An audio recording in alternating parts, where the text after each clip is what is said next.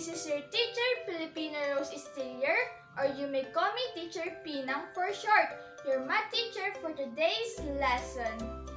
How are you, children? I hope you are doing great. In this video, I will be going to discuss about polygons. Those geometric shapes can be found everywhere. But before that, here are some reminders for you to keep in mind. Number 1, focus on the video. Give me your 100% concentration. Let's have 1, 2, 3, eyes on me. Number 2, prepare your pen and paper for your answer sheet. Number 3, sit properly and relax as you learn and enjoy in our lesson for today.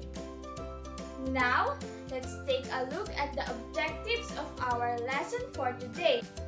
At the end of this lesson, you are expected to identify what is a polygon and not a polygon, give the names of the polygon according to the number of sides, and actively participate in searching polygon. So without further ado, let's start our lesson for today. I think you are probably curious, why are we here in another classroom? We will be going to have a shape search. Grab your pen and paper and draw what shapes you see here in the classroom. You have 10 seconds to search.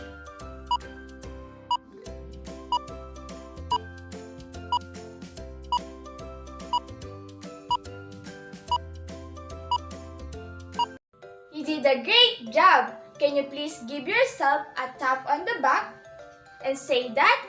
I did a great job! There are a lot of shapes that can be seen in that classroom, but I'm just going to pick some of them.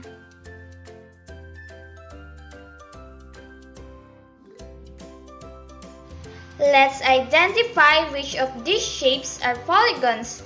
To identify what is polygon and what is not a polygon, we need to learn about the specific properties that all polygons have in common. First, we need to know the 3 parts that make up all polygons, and these are the side, vertices, and angles. Sides. The sides are just the straight line segments that make up a polygon. Which of these shapes does not have any sides? Very good! Circle and open-shaped circle does not have any sides. How about the semicircle? It has one side but a curved top. According to the classification, a polygon have a straight line segment, so semicircle is also not a polygon. Vertices. Vertices are the points where the side intersects. Angles. The angles are formed by the intersecting lines. The next thing we need to know about polygons is that they are closed-shaped. It means that all sides are connected so that there are no gaps. The area inside of the shape is separated from the area outside the shapes. Which of these shapes is an open shape? That's right! This shape is an open shape rectangle, so it is not a polygon. The next thing we need to know about polygons is that they are 2-dimensional or flat shapes. It means that all vertices must lay on the same plane. Which of these shapes is not a 2-dimensional or flat shape?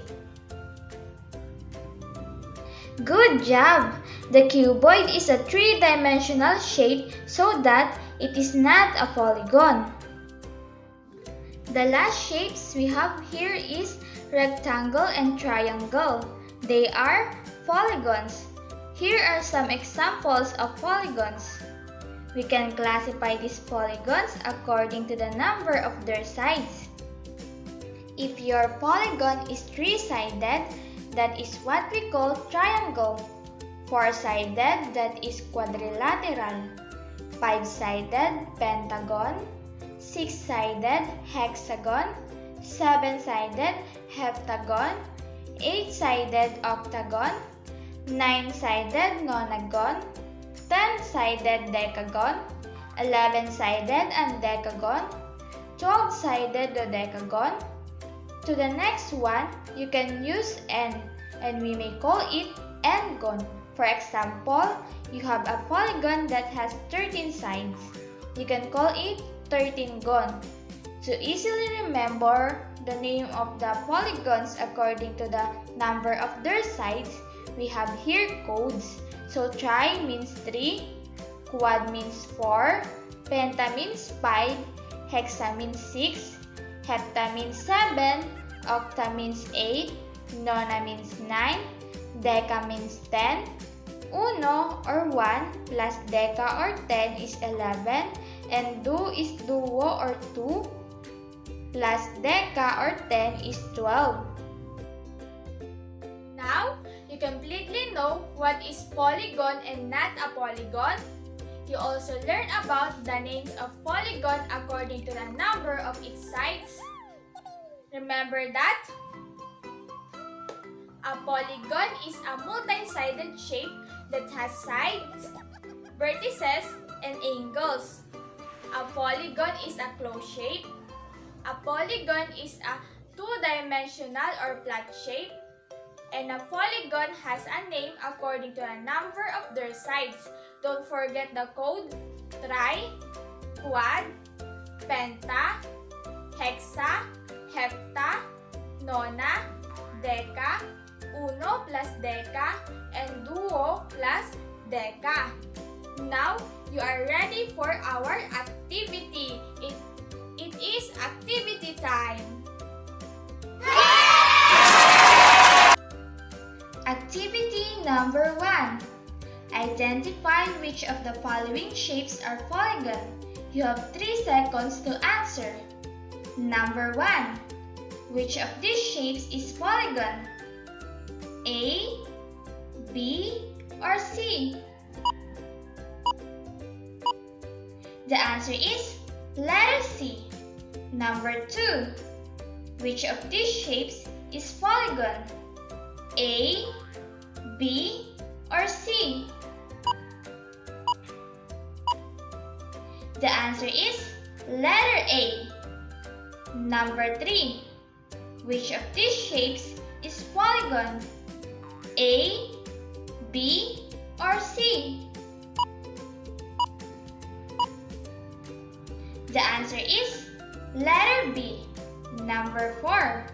Which of these shapes is polygon? A, B, or C? The answer is letter C. Number 5.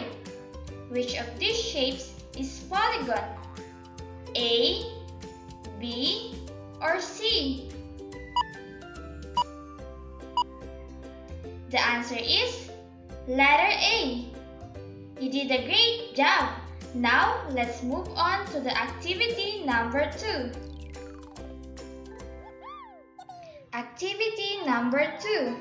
Search for the polygons in this picture and draw them on your paper. You have 10 seconds to search and draw.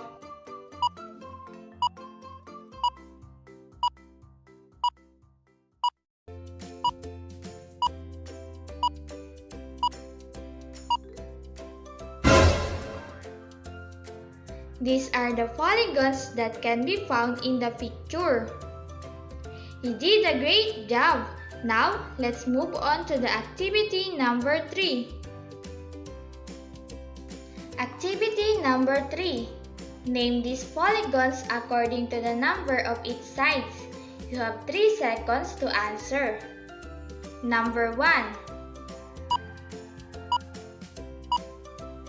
Very good. 6 sides hexagon. Number 2.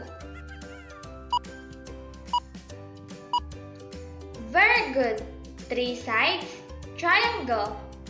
Number 3. Very good. 12 sides The decagon. Number 4. Very good. 11 sides and decagon. Number 5.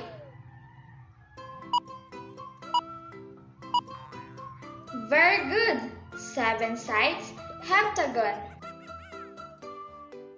Well done, kids. It is the end of our lesson for today. Again, this is Teacher Pina. Thank you for listening. See you in the next video. Goodbye.